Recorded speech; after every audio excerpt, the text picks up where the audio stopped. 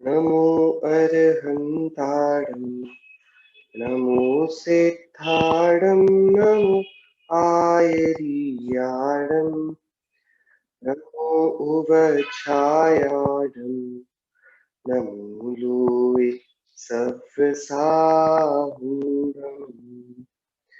मङ्गलं भगवान् वीरो मङ्गलं गौतमो गणी मङ्गलं कुन्दकुन्दात्यो जैन धर्मोऽस्तु मङ्गलम् सर्वमङ्गल्यमाङ्गल्यं सर्वकल्याणकारकं प्रधानां सर्वधर्माणां जैनं जयतु शासनं जैनं जयतु शासनं जैनं जयतु शासनम् मोक्षमार्गस्य नेतारम् भेत्तारं कर्म भूभृतां ज्ञातारं विश्वतत्त्वानां वन्दे तद्गुणलब्धये वन्दे तद्गुणलब्धये वन्दे तद्गुणलब्धये नमिदूनबद्धमानं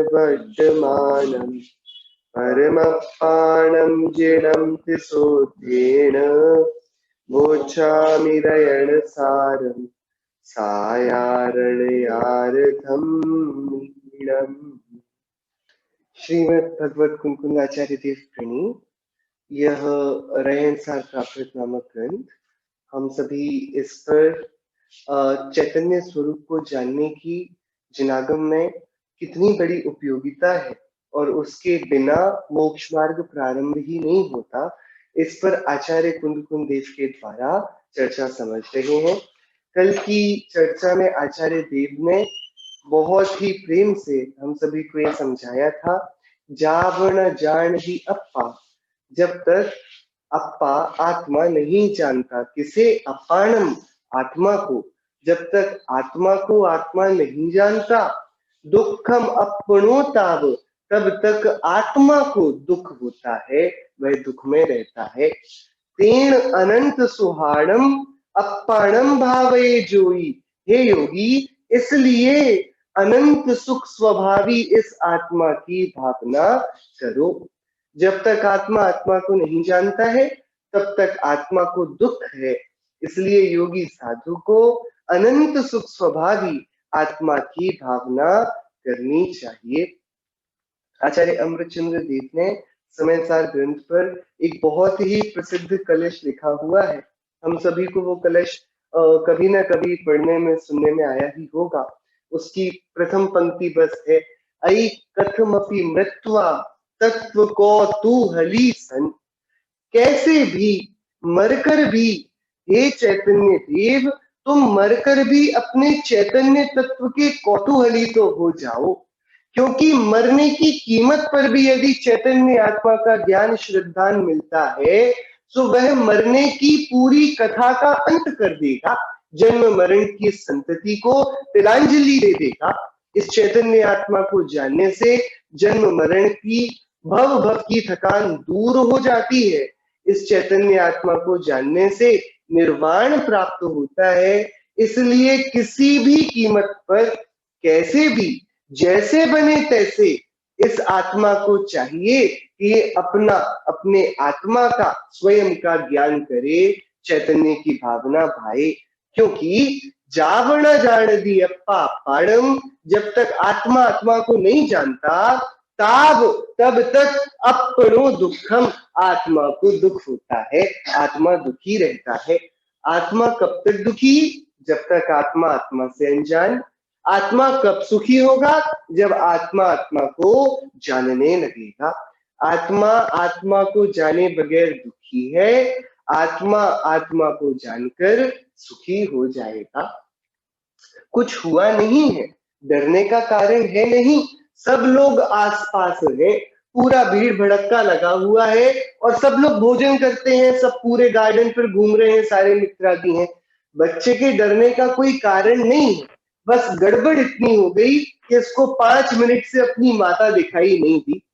अब जो माता दिखाई नहीं दी है, तो अब दिक्कत हो गई। अब ये बच्चा घबरा जाता है और अपनी माता को ढूंढने लगता है, और नहीं मिले तो रोने लगता है। कोई डाकू नहीं खड़े हैं आसपास, ना ही कोई विपत्ति आई है, ना ही कोई डांटता है, ना ही कोई मारता है, और नाना प्रकार के व्यंजन है, खेल खिलौने हैं, सब कुछ है। लेकिन ये बच्चा क्यों दुखी है कि अब इसका संबल खो गया। अब इसको लगता है मैं सुरक्षित नहीं, मेरी माँ कहाँ है। छोटा बच्चा है, माता ना मिले तो डर जाता है।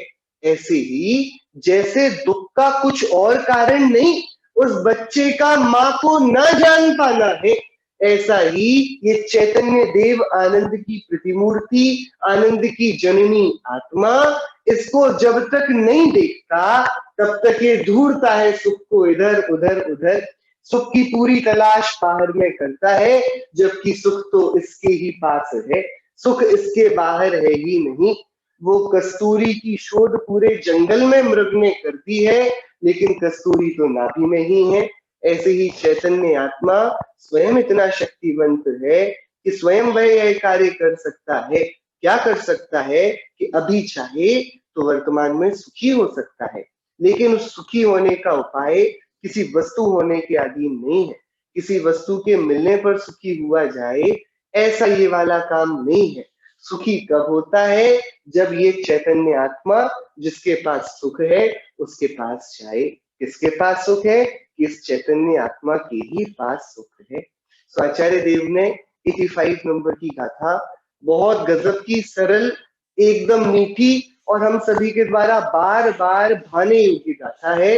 पहली गाथा में तो सिद्धांत है, तथ्य है, हम सभी को जानने के लिए आवश्यक निर्देश है, और या तो बोले कि एक आवश्यक जानने का अलर्ट साइन है कि भैया सुनो, तुम दुखी हो ना, तो हम तुम्हें बताते हैं तुम कब तक रहोगे, हो तुम दुखी, और ये भी बता देते हैं कब तक दुखी रहोगे। क्या बोल रहे हैं आचार्य देव?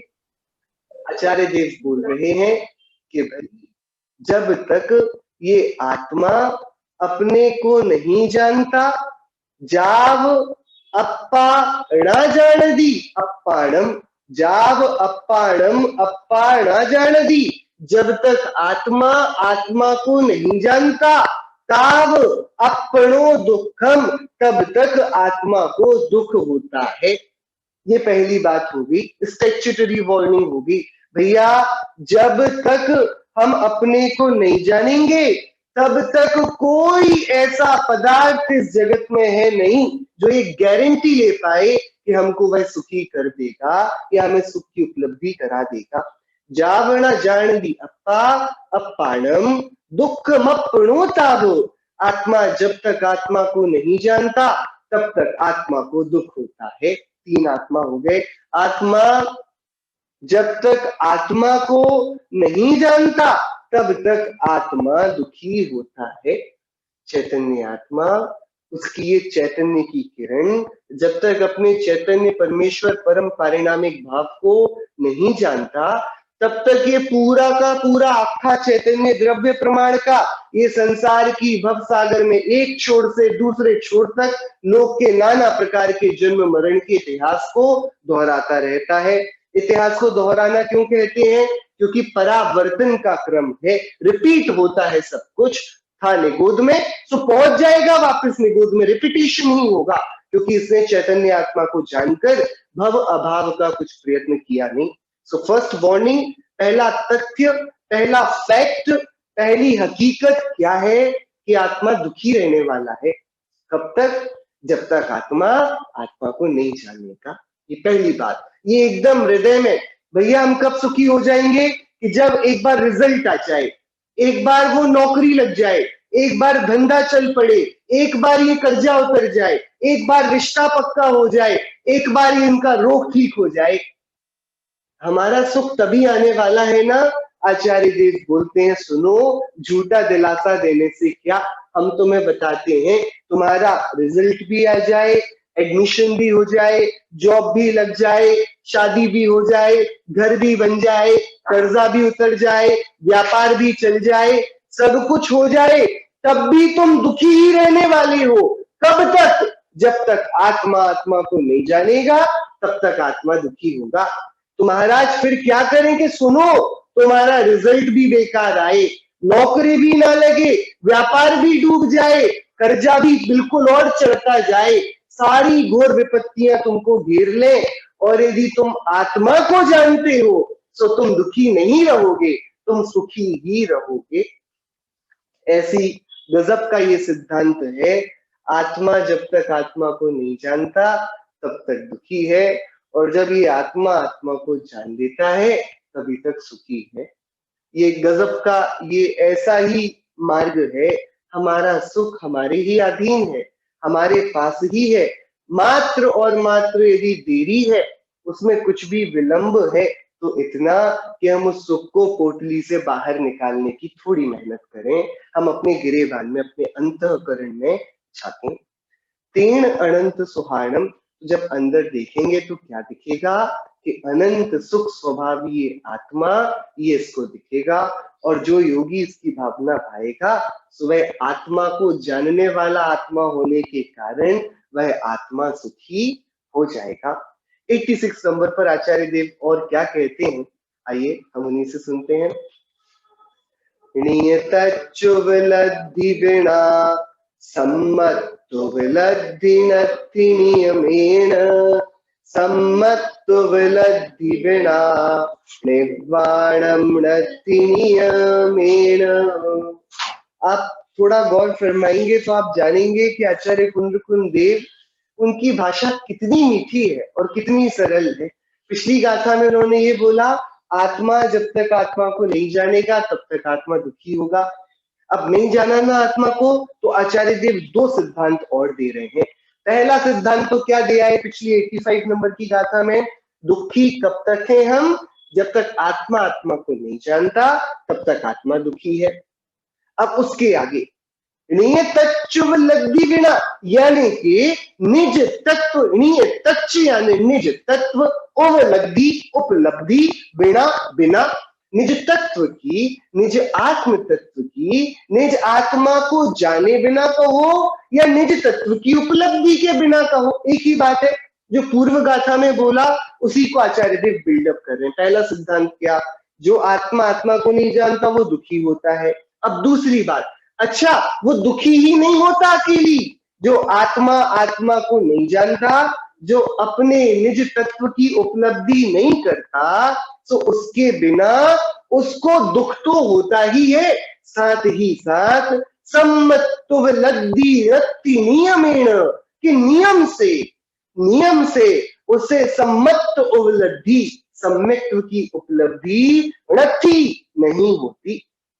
आत्मा आत्मा को न जाने सो आत्मा दुखी होता है, और आत्मा आत्मा को न जाने तो उसके सम्यक्त्व भी कभी होता नहीं। और सम्यक्त्व तो धर्म का मूल है, धर्म का बेयर मिनिमम सर्टिफिकेट है, उसके प्रारंभ का लाइसेंस है। सम्यक्त्व के बिना वो चालू ही नहीं होगा धंधा मोक्ष मार्ग का। सो आचार्य देव बोलते हैं, ऐसा आज तक कोई भी सम्यक दृष्टि नहीं हुआ जो अपने स्वरूप से अजान था। नहीं महाराज, वो देवशास्त्र गुरु की बहुत पूजन करता था, रात दिन स्वाध्याय करता था, बहुत दान देता था, बड़ी बड़ी तीर्थ यात्राएं करता था, इतने बड़े नियम तप संयम काय क्लेश उसने पाले। आप बोलते हो उसके सम्यक्त्व नहीं है। आगम में तो कहा है, देव शास्त्र गुरु के श्रद्धान को सम्यक्त्व कहते हैं। सुबह रोज मंदिर में बैठा रहता था, बैठकर शास्त्र पढ़ता था और गुरुओं का इंतजार करता था, दान देता था, आहार कराता था। तो उसके तो देव का भी श्रद्धान है, गुरु का भी श्रद्धान है, शास्त्र का भी श्रद्धान है। तो उसके तो सम्यक्त्व कहो ना। तो क्या हुआ कि वो आत्मा को नहीं जानता? कि सुनो भैया, देव शास्त्र गुरु को माने आत्मा को जानकर, सो देव शास्त्र गुरु का मानना सम्यक्त्व कहलाता है। लेकिन आचार्य देव क्या बोल रहे हैं, जो देव शास्त्र गुरु को तो माने लेकिन निज चैतन्य तत्व से बेखबर हो, उसके बारे में एकदम कुछ ना जानता हो, आत्मा होती है या नहीं होती इस बारे में उसने विचार ही ना किया हो, अथवा होती है तो उसके अनंत दर्शन ज्ञान ये गुण है कि राग द्वेष मोह ये गुण है, ऐसा किसी ने विचार ना किया हो, वह ज्ञान दर्शन वाली है कि दो हाथ दो पैर नाक कान वाली है, ऐसा जिसने विचार ही ना किया हो, वह कितने ही सच्चे देव को माने, कितने ही सत्शास्त्रों को पढ़े और सच्चे गुरु के चरणों में ही लौटता रहे, तो भी Acharya Kuldev second fact, second rule, second तथ्य क्या बता रहे हैं? पहला क्या था? आत्मा आत्मा को नहीं जानेगा तो आत्मा दुखी रहेगा। और दूसरी बात, आत्मा आत्मा को नहीं जानेगा तो उसके सम्यक्त्व भी नहीं होगा। अरे महाराज, उसके व्यवहार सम्यक्त्व तो है ना। हमने तो ये सुना है, जो जैन कुल में पैदा हुआ वही सम्यक दृष्टि है। लोग पैदा होते ही समकिति हो जाते हैं इस कुल में तो। कि नहीं भैया, ऐसा स्वरूप नहीं, ये गणधरों की, तीर्थंकरों की मान्यता नहीं, ऐसी उन्होंने प्ररूपना करी ही नहीं। अच्छा, तो उन्होंने ये तो बोला है ना, जो तीर्थंकरों को, गणधरों को मानेगा उसके तो सम्यक तो होगा ना। सम्यक दर्शन दो प्रकार के हैं, एक निश्चय सम्यक दर्शन, एक व्यवहार सम्यक दर्शन। आत्मा को जानने का नाम निश्चय सम्यक दर्शन है, देवशास्त्र गुरु को मानने का नाम व्यवहार सम्यक दर्शन है। निश्चय सम्यक दर्शन कठिन पड़ता है, तो हमने कुछ नहीं से तो कुछ बेहतर है, हम व्यवहार सम्यक दर्शन लेकर आए हैं, तो हम भी सम्यक दृष्टि हैं। व्यवहार समकिति है तो क्या हुआ, सम्यक दृष्टि तो कहो ना। कि पहली बात सुन, सम्यक दर्शन दो प्रकार का है नहीं। जैसे मोक्ष मार्ग दो प्रकार का नहीं, ऐसे सम्यक दर्शन दो प्रकार का नहीं, उसका निरूपण दो प्रकार का है। क्या भैया? सम्यक दर्शन दो प्रकार का नहीं, उसका क्या निरूपण दो प्रकार का है। एक जो वास्तविक सम्यक दर्शन है, उसे सम्यक्त्व कहा जाए, सो वह निश्चय सम्यक्त्व कहलाता है।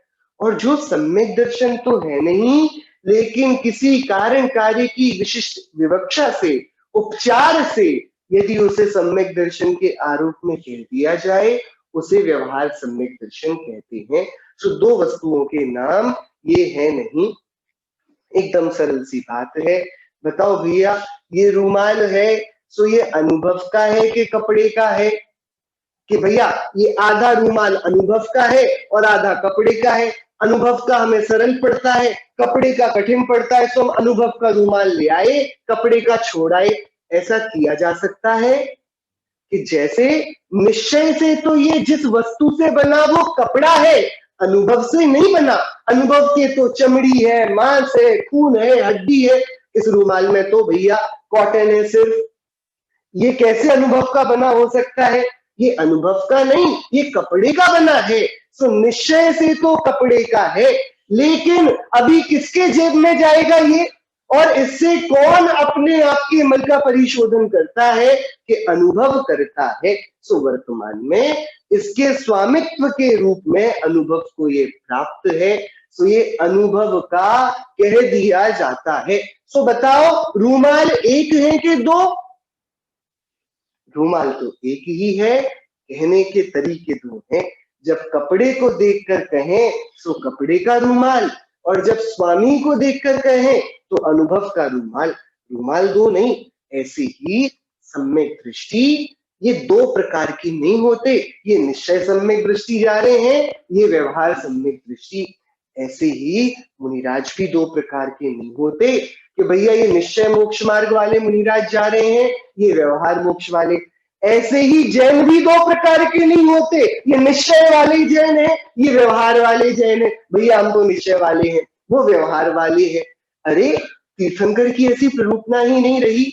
उन्होंने निश्चय और व्यवहार दो अलग वस्तुओं में थोड़ी कहे हैं। किसी वस्तु का नाम निश्चय और किसी का व्यवहार। ऐसे कैसे होगा भाई? जो स्त्री है वही तो माता है ना। कि स्त्री अलग है और माता अलग है?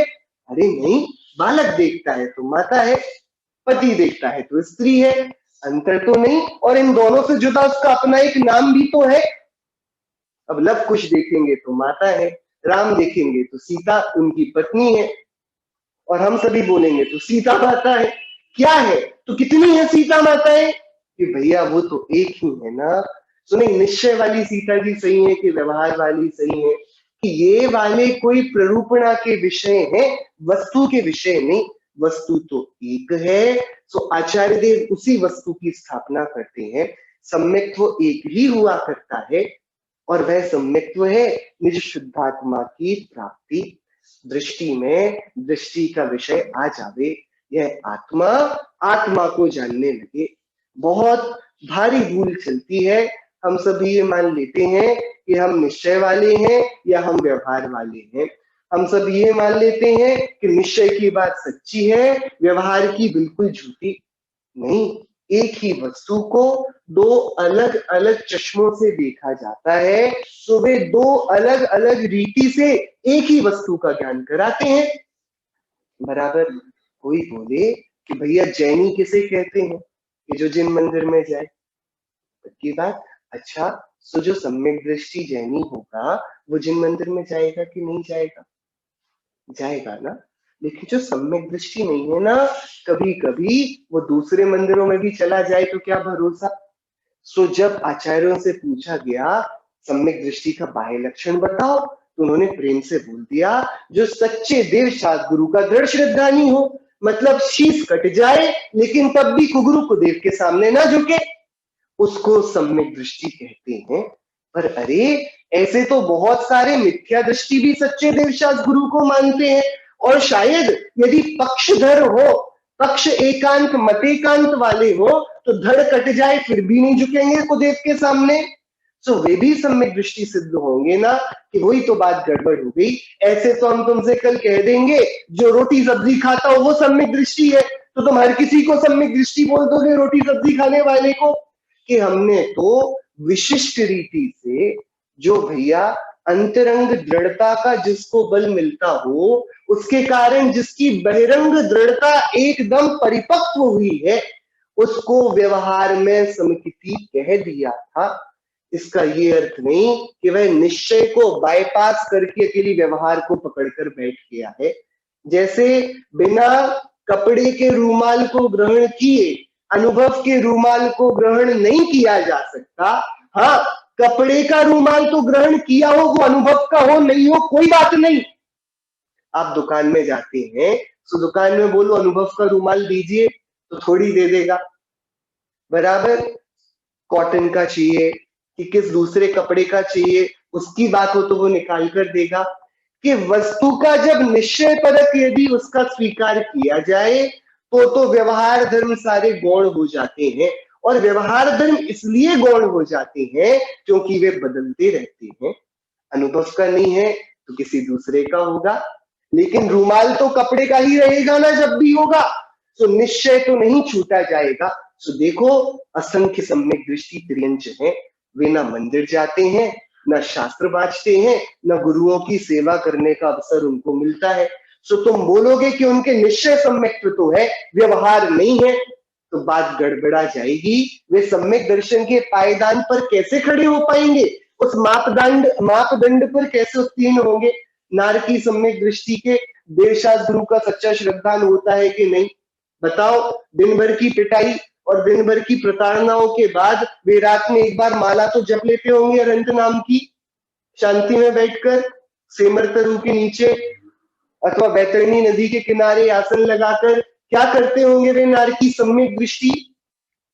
कि भाई व्यवहार की परिभाषाएं तो बदल जाएंगी। नारकियों का व्यवहार सम्यक तो जुदा होगा, त्रियंचों का व्यवहार सम्यक तो जुदा होगा। हमने देखा वो सियार का सम्यक तो देखा हमने, रात्रि भोजन का त्याग किया, सो बावली के अंदर जाता था, अंधेरा दिखता था, सो दिन में भी पानी नहीं पीता था। ये उसका सम्यक्त्व का व्यवहार रूप है। हमने उस शेर को देखा कि जब से मुनिराज जो आसमान से उतरकर नीचे आए और उन्होंने सद्धर्म का उपदेश दिया, तब से उसने किसी का शिकार करना छोड़ दिया और अब शिला पर एकदम पत्थर बनकर बैठा है। हमने उस गिद्ध पक्षी को देखा जो ऊपर भगवान आचार्य भगवान का आहार देखकर जाति स्मरण ज्ञान से मूर्छित हुआ और जमीन पर गिरा। शरीर स्वर्णवत जैसा चमकने लगा व्रत के तेज से, और उसको आचार्य ने अणुव्रत दिए। तो सीता माता उसके व्रतों का अनुमोदन करती थी, जटायु का उसकी सेवा सहायता करती थी। हमने भरत के हाथी को देखा कि कैसे उस हाथी ने भी व्रतों का पालन जीवन में किया। हमने पार्श्व कुमार मुनिराज के पूर्व भव के हाथी को भी देखा कि अरविंद मुनिराज को देखकर कैसे उसके जीवन में परिवर्तन आया। हमने उस बंदर को भी नृत्य करके देखा जिसने मुनिराज का आहार दान सुना, उसके बाद का उपदेश सुना और उस उपदेश में अपने उत्थान की बात सुनी तो नाचने लगा। अरे मुनिराज बोलते हैं कि मैं भगवान बनूंगा। नाचने लगा कि अरे ये हम जो एक ही परिभाषाओं को लेकर धर्म की व्याख्याएं करने लगेंगे और उसमें से ही मूल को गायब कर देंगे। सो जो उपचार की परिभाषाएं हैं वे तो द्रव्य क्षेत्र काल भाव के हिसाब से बदलती रहती हैं। अब बताइए, कोरोना में शायद बहुत सारे मंदिर नहीं खुले रहे। सो भैया, अब कोरोना काल में जब सब लॉकडाउन रहा, जब ये परमिशन नहीं थी हमारे पास ऊपर से, जो एक प्रॉपर इंस्टीट्यूशनल हमारे ऊपर गाइडलाइंस थोपी गई थी, उसके चलते इट वाज नॉट, यदि हम मंदिर जाते तो शायद हम नियमों को तोड़ते, वो कानून को तोड़ते, तो वह नीतियों का तोड़ना होता, वह न्याय व्यवस्था का उल्लंघन करना होता। तो अब बताइए, जो प्रतिदिन देव दर्शन करने जाने वाला सम्यक दृष्टि होगा और यदि राजाज्ञा ही ये हो जाए अथवा गवर्नमेंट के ये ऑर्डर्स आ जाए अथवा जिस भी देश क्षेत्र में वो रहता है वहां की व्यवस्थाएं बदल जाए, तो अब उसका सम्यक्त्व मिथ्यात्व में कन्वर्ट हो जाएगा ना। परिभाषाएं तो तुरंत बदल जाएंगी ना। देश काल परिस्थिति में अपने आप परिभाषाएं बदल जाएंगी, लेकिन एक वस्तु नहीं बदलेगी और वो वस्तु ऐसी होनी चाहिए जो ना बदल पाए। और उसको ना बदलने के लिए कैसा होना पड़ेगा कि वह द्रव्य से, क्षेत्र से, काल से, भाव से अप्रभावी होनी चाहिए। तो तीनों लोक में शोध की गई, ऐसी कौन सी वस्तु है जिस पर द्रव्य का कोई प्रभाव नहीं पड़ता, जिस पर क्षेत्र का कोई प्रभाव नहीं पड़ता, जिस पर काल का कोई प्रभाव नहीं पड़ता, जिस पर भाव का कोई प्रभाव नहीं पड़ता? कौन सी वस्तु है? पूरी चारों दसों दिशाओं में घूमा, भ्रमण किया, एक एक वस्तु का अन्वेषण किया गया, तब पता पड़ा बाहर की तो सारी वस्तुएं थोड़े से ही उद्वेग में बदल जाती हैं, लेकिन एक चैतन्य वस्तु वैसी है जो अपनी चेतना का हाथ कभी नहीं छोड़ती। सो पता पड़ा कि चैतन्य के आश्रित यदि समकित का निश्चित रूप रहेगा तो ये परिभाषा कभी नहीं बदलेगी। तो सम्यक्त्व की क्या परिभाषा हुई कि आत्मा की अनुभूति, आत्मा की उपलब्धि, निज तत्व आत्म स्वरूप की प्राप्ति, ये सम्यक्त्व है। और निज आत्म तत्व की प्राप्ति के बिना सम्यक्त्व होता नहीं। निज आत्मा को जाने बिना दुख होता है, निज आत्मा को जाने बिना सम्यक्त्व नहीं होता। सम्यक्त्व नहीं होता मतलब धर्म नहीं होता, सम्यक्त्व नहीं होता मतलब भव भव में जन्म मरण होता है, सम्यक्त्व नहीं होता मतलब कुछ भी सुखद नहीं होता जीव के जीवन में। तो ये वाली दूसरी बात स्थापित करी। अब तीसरी बात, सम्मत्व लब्धि बिना। अरे आत्मा को जाने बिना दुख, आत्मा को जाने बिना सम्यक्त्व नहीं।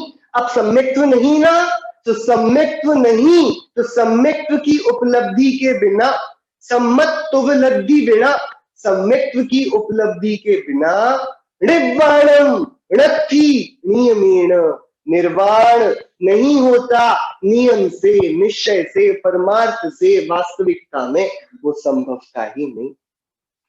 गजब की। आचार्य देव ने शुरुआत हे गे उपादेय की चर्चा से करी कि तुम पांच इंद्रिय के विषयों में सुख ढूंढते हो, तुम्हारी दृष्टि में खोट है, तुम सुखी नहीं होगे। फिर उन्होंने बोला, हमने अपनी दलील में, अपने बचाव में हमने बोला महाराज ऐसी बात नहीं है, हम काय क्लेश करते हैं, उपवास करते हैं। तो उन्होंने बोला तो क्या, सो व्हाट, क्या तुम आत्मा को जानते हो? मत करो, क्या करोगे इनको करके? तुम इनको क्यों घेतव्यम लिंगम, लिंग को क्यों घेतव्यम, क्यों ग्रहण करते हो? उनका क्या अर्थ है? तुम अपने आप को अनंत दुखों के भार के नीचे क्यों दबाते हो? तो आचार्य आप ही बताओ क्या करें? कि सुन, आत्मा तब तक दुखी होता है जब तक आत्मा आत्मा को नहीं जानता। आत्मा के दुख दूर करने की औषधि है सम्यक्त्व। सम्यक्त्व और कुछ नहीं है, वह आत्मा का आत्मा को जान लेना है। और सुन, सम्यक्त्व की औषधि क्यों चाहिए? क्योंकि सम्यक्त्व के बिना निर्वाण नहीं होता। मोक्ष का वीजा भी सम्यक्त्व और पासपोर्ट भी, दोनों ही चाहिए कहीं ट्रेवल करना है तो भाई मुक्ति मार्ग का पासपोर्ट, वीजा, सब कुछ कहाँ पर मिलता है? सम्यक्त्व देता है। तो सम्यक्त्व की उपलब्धि के बिना निर्वाण नहीं होता नियम से। इसके लिए अब ये गंभीर बात हो गई, मतलब अब जितनी भी सुख की चर्चाएं होंगी, यदि उन चर्चाओं में आत्मा की चर्चा नहीं है तो वह सुख की चर्चा नहीं है। जितनी भी धर्म की चर्चाएं होंगी, यदि वे धर्म आत्मज्ञान की ओर हमको नहीं ढालते, हमको प्रेरित नहीं करते, तो वे सद्धर्म भी नहीं है। वे सब विकथाओं में तुरंत बदल जाएंगे जैसे ही वे आत्मा के विश्लेषण से अपने आप को दूर करेंगे। खतरनाक है और ये वाली बात। कई गुरु ऐसे भी होते हैं जिनसे पूछा जाए आत्मा क्या है, कैसा है, सो बुद्ध देव से पूछा गया आत्मा क्या है, कैसा है, सो बुद्ध देव ने बोला कि हम बोलेंगे मूर्तिक है, सो तुम बोलोगे कैसा दिखता है, हम बोलेंगे अमूर्तिक है, तो तुम बोलोगे कैसे नहीं दिखता है। सो भाई इससे क्या लेना देना कैसा है आत्मा।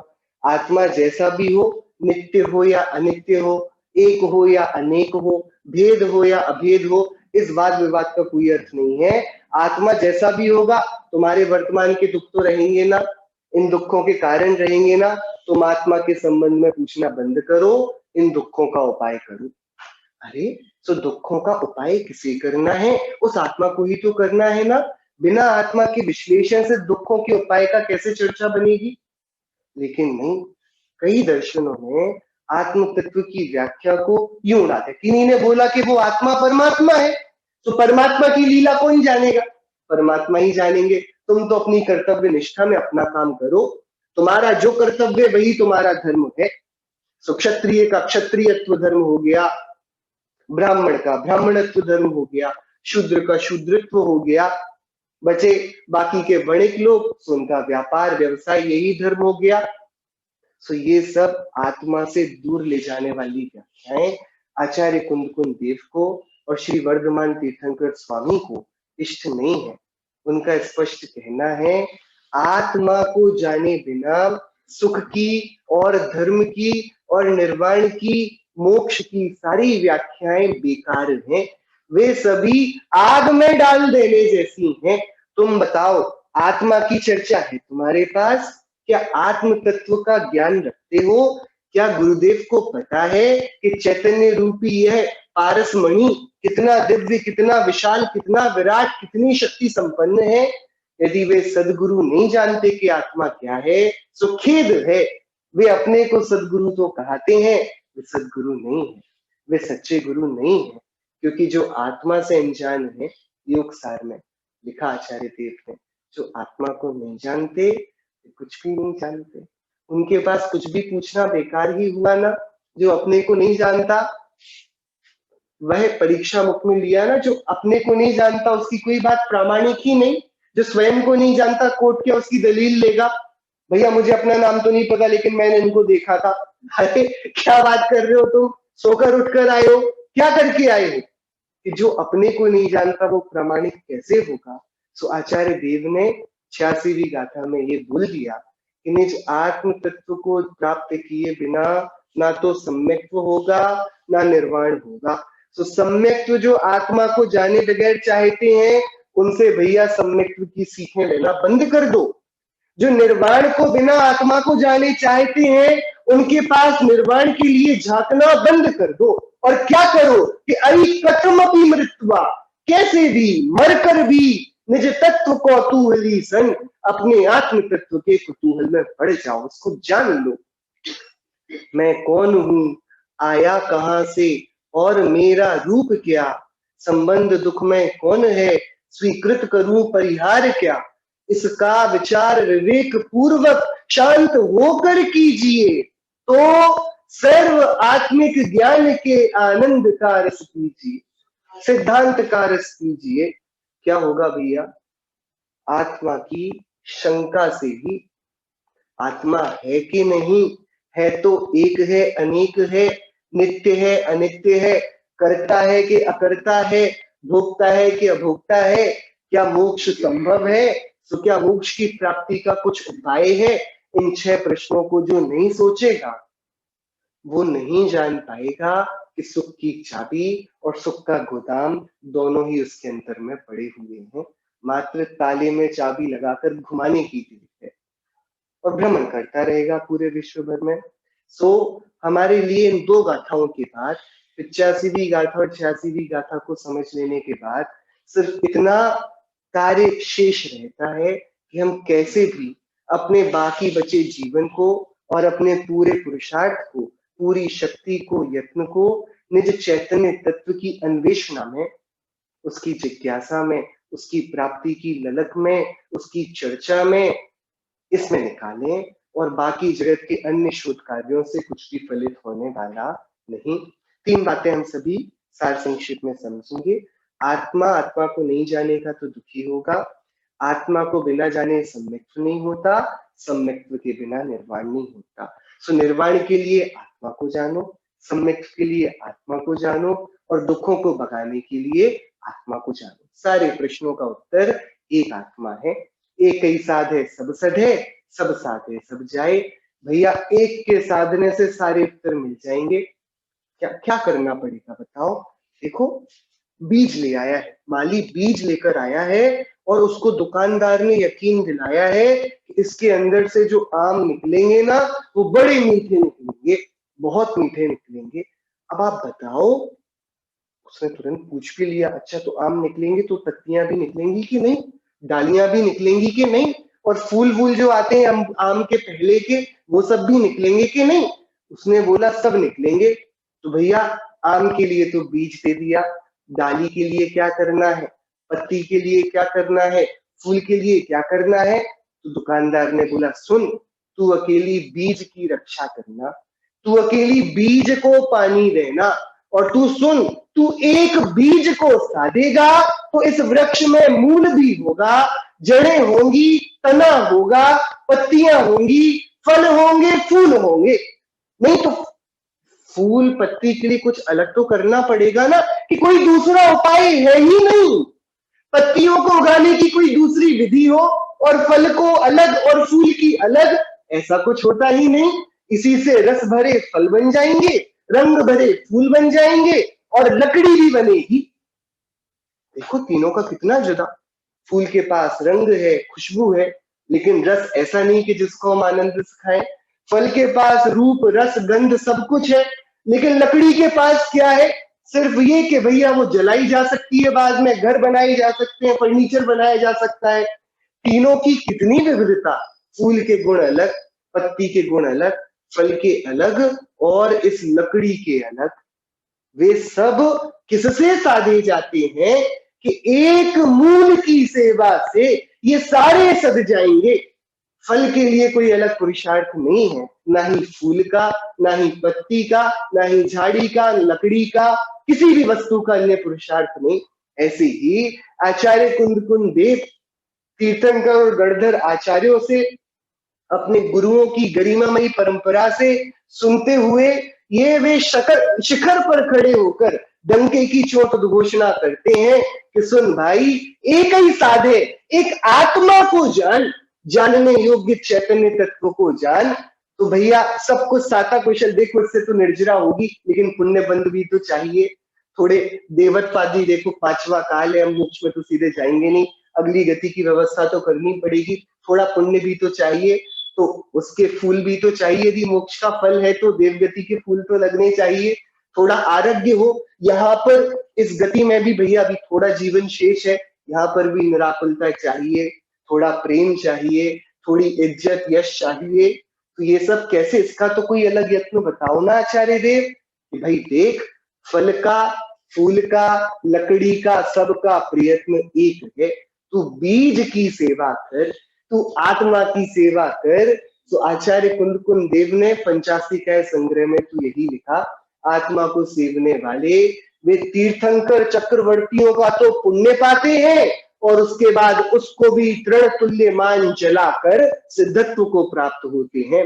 इस तरीके से आत्मा का जानना इस भव में भी सुखी करता है और लोकोत्तर सुख तो देता ही है। क्या करना है, क्या 85 और 86वीं गाथा का सार क्या है।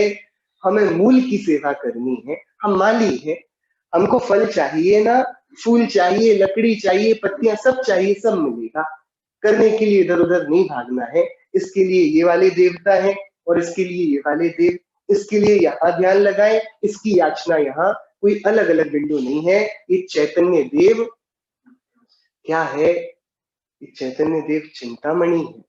जैसे चिंतामणि रत्न के सामने जो मांगा जाए वो प्रकट होता है, ऐसी ही चैतन्य की भावना जो ये जीव चाहे उसको संभव बना देती है, उसको प्रकट कर देती है। कैसे? अच्छा, यदि चक्रवर्ती को ये चाहिए होगा कि भैया मुझको ये मिल जाए, और यदि भाई ज्ञानी सम्यक दृष्टि है तो क्या उसको बिना पुण्य की उदय भी मिल जाएगा? कि सुन, सम्यक दृष्टि होते ही निदान तो खत्म हो जाता है। वो चाहेगा ही क्यों? और जब चाह ही उत्पन्न नहीं हो रही तो आत्मा ने दे दिया ना सब कुछ। चाहे किसको नहीं उत्पन्न होती? जिसके पास सब कुछ हो। तो ये आत्मा का जानना इच्छाओं के रोग को, निदान के ताप को, संसार के भ्रम को, इसके भ्रमण को, इन सबको नष्ट कर देता है। इसलिए आत्मा, इसकी शक्ति अनंत है। समयसार ग्रंथ का 144वां कलश है। अचिंत्य शक्ति स्वयमेव देवश, चिन्मात्र चिंता मणिरेश यस्मात्, सर्वार्थ सिद्धात्मतया विधत्ते, ज्ञानी के मनस्य परिग्रहेण। वहां पर परिग्रह की ही चर्चा चलती होगी। स्वाचार्य देव ने पहले तो बोला ले जाओ, छिप जाए, भिन जाए, जल जाए, जो है सब कुछ चला जाए, तो भी मैं इसका करता हूं ही नहीं, तो मैं इसके जाने आने से क्या दुखी सुखी होऊंगा। सो आचार्य अमृतचंद्र देव वहां पर उद्घोषणा करते हैं, अरे तुम्हें क्या पता, तुम समझते हो कि हमारा सुख दुख इस परिग्रह के अधीन है, तुम भूल में हो। मैं अचिंत्य शक्ति वाला चिन्मात्र चिंतामणि देव हूं। अचिंत्य शक्ति स्वयमेव देव, मैं स्वयंभू हूं, अचिंत्य शक्ति मेरी है, और मैं चिंतामणि अपने आप में हूं। कैसा चिंतामणि? कि यस्मात् सर्वार्थ सिद्धात्मतया विधत्ते, उसकी जितनी भी इच्छाएं हैं, जितनी भी अर्थ हैं, उनकी संसिद्धि यह आत्मा क्षण मात्र में कर सकता है। इसके लिए ज्ञानी यानी आत्मा को जानने वाले को कि मन्नस्य परिग्रहेण, अन्य परिग्रह से क्या, किसकी इच्छा करे जिसके पास आत्मा है। तो ये एकदम ही आचार्य देव की इस मधुरतम लेखनी में स्पष्ट हुआ। हमको इधर उधर भटकने की बिल्कुल जरूरत नहीं है। हम सभी को नाना प्रकार के विकल्पों को भी प्रश्रय देखने की आवश्यकता नहीं है। हम सभी को बस ये करना है, जिन गुरु के समक्ष, जिन गुरु के शास्त्रों के वचनों के समक्ष, जिन विचारों के समक्ष, जिन चर्चाओं में चैतन्य के सुंदर गीत मिले और चैतन्य की भावना उद्वेग को बलवती होती हुई प्रवर्तती हो, उन चर्चाओं में, उन अभ्यासों में, उन गुरुओं के पास, उन जिनवाणी माता की गोद में हमारा शेष जीवन बीते, और एक लक्ष्य रहे पूर्णता का, कि मैं पूर्ण अखंड अनंत आनंदमयी भगवत तत्व हूँ, प्रभुता विभुता का बना हुआ हूँ। सो मैं अपने को जानूं, उसमें रमूं, उसमें ही लीन हो जाऊं। ऐसा हम सभी को सर्व सिद्धि दाता चैतन्य देव शीघ्र ही दृष्टिगत हो, इसी मंगल भावना से जिनवाणी से। जिनवाणी अमृत रसाल रसिया, आवो जो सुनिवा। जिनवाणी अमृत रसाल रसिया, आओ जी सुनवा। छह द्रव्यों का ज्ञान करावे, नव तत्वों का रहस्य बतावे।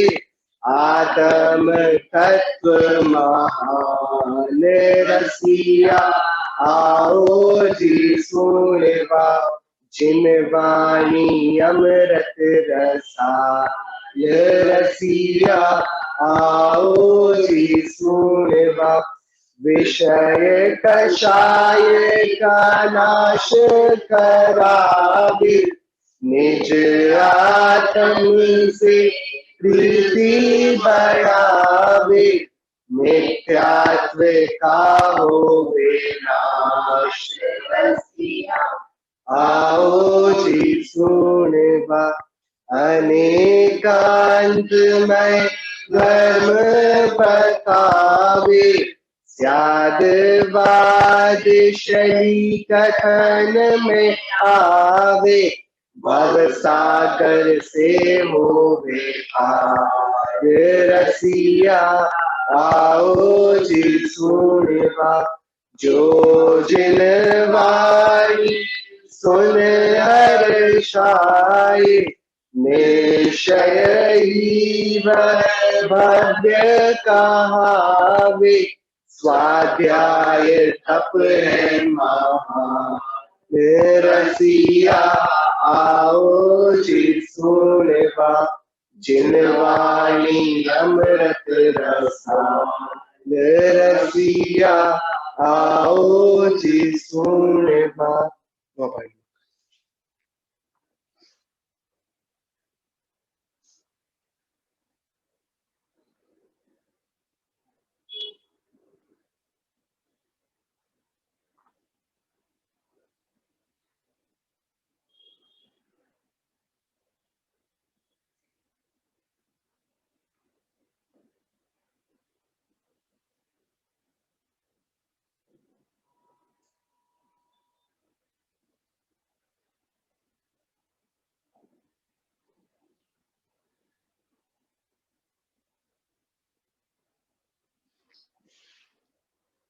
अंतर्मुख मुद्रावन सर्वजनेन्द्र प्रबंधों की जय हो। स्वादिशांग में जिनवाणी माता की जय हो। समस्त वितरागी भावलिंगी मुनिराजों की जय हो।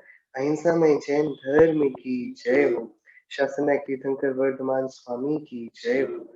श्रीमद भगवत कुंकुंदाचार्य देव की जय हो। श्री रैणसार ग्रंथ की जय हो। जय जय।